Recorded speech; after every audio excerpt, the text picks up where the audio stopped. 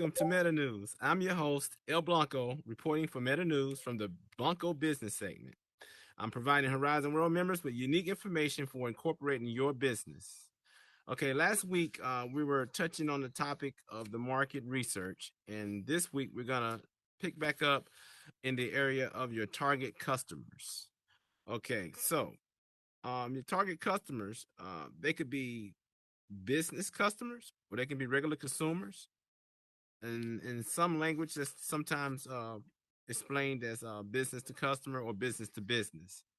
So you'll see those acronyms. Let's see, as B2C or B2B. But anyway, targeting your customers, you're gonna have to think about your target customers and who your target customers are going to be, because you're gonna have to identify how they think and how they behave when it comes to consuming. And you may have multiple targets, as I said, and they're listed as customer segments. And those customer segments can be identified, from a full demographic profile that you create for yourself, or you can have companies out there that have created them for you. You can pay for services and such, and you can start looking at different things about how your different customers behave. And when they form these profiles, a consumer profile would mainly consist of their age, their gender, the location they're in, the type of income they make, what type of occupations they may have, also their educational levels, their interests, and their shopping and buying habits. Those are the typical aspects of a demographic profile for a consumer. When it comes to business profiles, the aspects that they have would consist of what industry could they be in, where are they located, and how many locations do they have, the size of that business, or the stage that that business may be in, because that business could be fairly new. It could be growing, or it could be a long-standing mature business. Another thing you want to know about businesses is what are their annual sales, and as well as their challenges. Now, once you understand, the profiles of your target customers, then you will be looking at your own barriers to entry. Um, and it still follows up with the marketing plan, but this is somewhat in particular.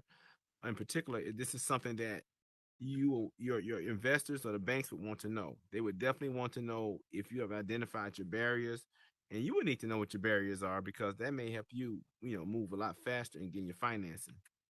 But the barriers, you got to know your barriers, because you need to know how you will overcome them, or how to overcome them before you actually start your business. And some examples of barriers to entry, most times they're startup costs, and these are the ones that you will have to consider. Some businesses have high capital requirements.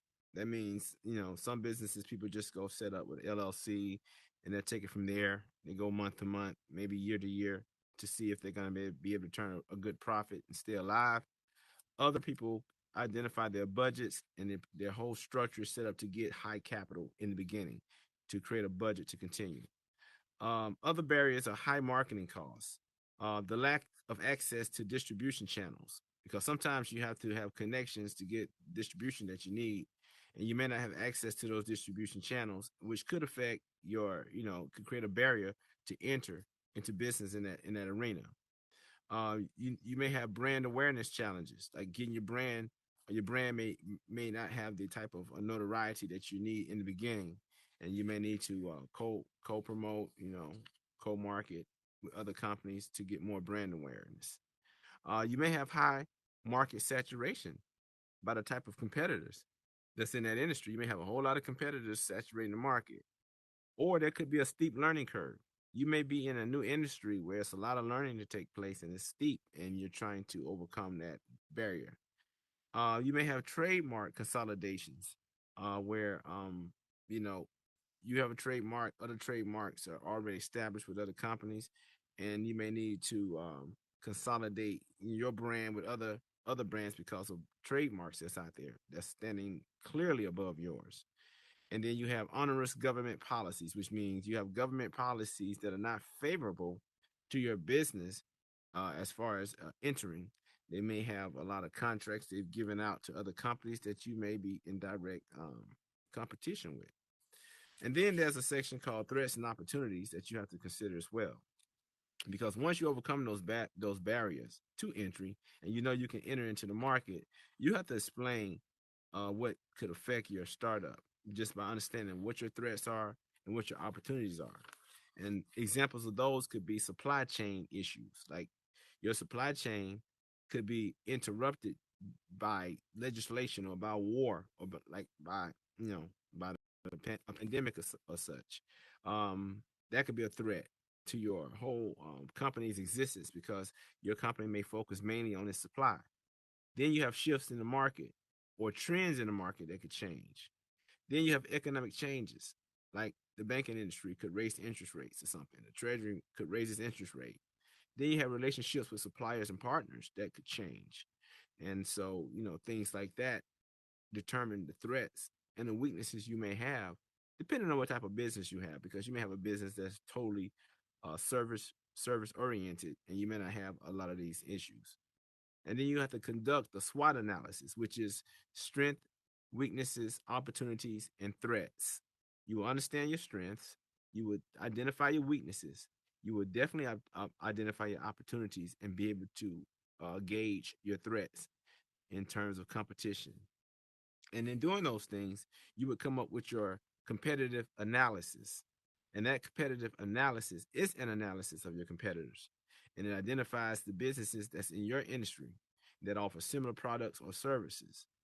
And this analysis will help you perceive your business through your customer's eyes. And it'll help you pinpoint where you could improve. And a customer analysis will consist of things like you will have a list of your key competitors. You're going to know what they're doing. You're going to understand how to work with them. You're going to understand how to work around them. You're going to have to understand the market share percentage that each competitor commands. How much of the market do they take? You're going to understand how they're pricing their products and services. You're going to understand their market strategies and what differentiates them from others. You're going to know what their strengths and weaknesses are, and you're going to see what geographic locations that they're in, because they could be in the best competitive demographic areas that you may need to be in as well. Then you will understand their customer culture. You will understand their company culture, how their company operates, if it's top down or bottom up in terms of its management. And you will look at the customer reviews and how their customers perceive them. And after you do all of that, you identify where your niche is. How can you establish a niche based on all of the information that you just gathered on your customers during your competitive analysis? So that ends today's business segment. And we want to thank you for making Meta News your choice for business news in Horizon Worlds. And we do this every Monday. And you can follow us on Instagram and our YouTube channels to view all Meta News segments. Thank you. Good night.